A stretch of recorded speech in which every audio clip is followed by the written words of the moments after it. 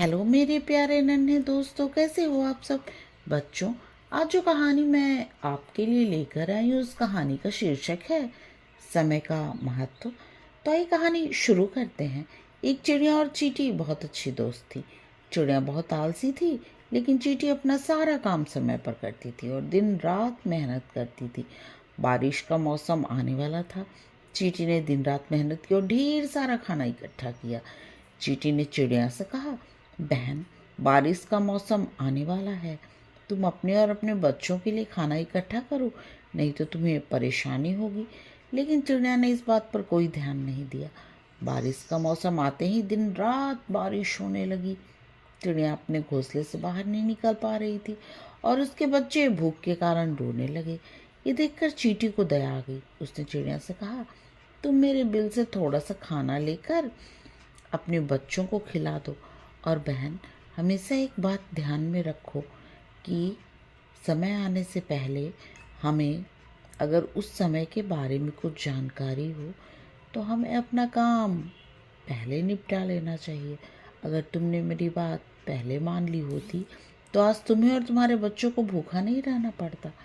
समय के महत्व को समझते हुए चिड़िया ने चींटी से कहा, बहन, आज से मैं आलस्य नहीं करूँगी और हमेशा समय का ध्यान रखूँगी।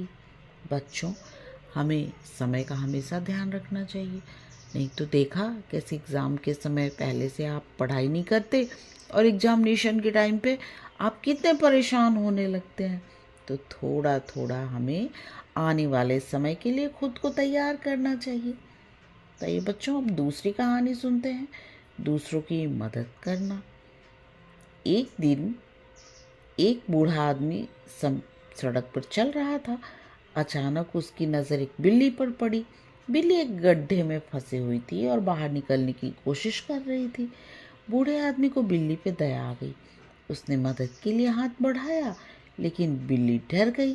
बिल्ली ने अपने पंजे से बूढ़े आदमी के हाथ पर मारा, जिससे बूढ़े आदमी को चोट लग गई और इसलिए बूढ़े आदमी ने अपना हाथ पीछे खींच लिया। लेकिन बूढ़े आदमी ने हार नहीं मानी। उन्होंने बार बार मदद के लिए अपना हाथ आगे बढ़ाया, लेकिन बिल्ली डर के मारे बार बार उनके हाथ पर अपने पंजे से मारती रही। एक और आदमी वहां खड़ा होकर ये सब देख रहा था। उसने बूढ़े आदमी से कहा, आप बिल्ली को बचाने की कोशिश कर रहे हो और बिल्ली बार बार आपको अपने पंजे से मार रही है। इस पर बूढ़े आदमी ने कहा, बिल्ली अपना काम कर रही है और मैं अपना। बिल्ली का काम अपने पंजे से मारना है और मेरा काम उसे बचाना है। बूढ़े ने अपना प्रयास जारी रखा और बिल्ली को गड्ढे से बाहर निकाला। बिल्ली बहुत खुश हुई और वहां से चली गई। बच्चों, कहानी से हमें यही सीख मिलती है कि हमें कभी दूसरों की मदद करने में परेशानी हो सकती है, लेकिन हमें हमेशा दूसरों की मदद करने की कोशिश करनी चाहिए, क्योंकि हमारी मंशा क्या है सामने वाला समझ नहीं पाता। बिल्ली स्वयं को सुरक्षित करना चाह रही थी और बुजुर्ग उनकी मदद करना चाह रहे थे।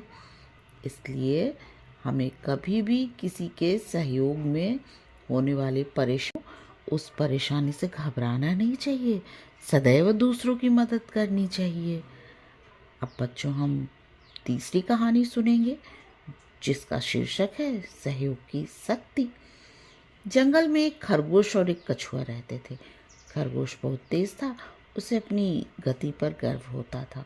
वो हमेशा कछुए को चिढ़ाता था और उसके धैर्य और समझदारी को उचित नहीं समझता था। एक बार खरगोश और कछुआ एक नदी पार कर रहे थे। नदी पार करने के लिए वे एक पत्थर पर चढ़ गए। खरगोश ने बिना सोचे समझे छलांग लगा दी, लेकिन वो पानी में गिर गया। वो तैरने की कोशिश करने लगा, लेकिन वो गहरे पानी में डूब रहा था।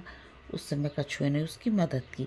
वो नीचे गया और खरगोश को अपने ऊपर बैठाकर बाहर निकाला।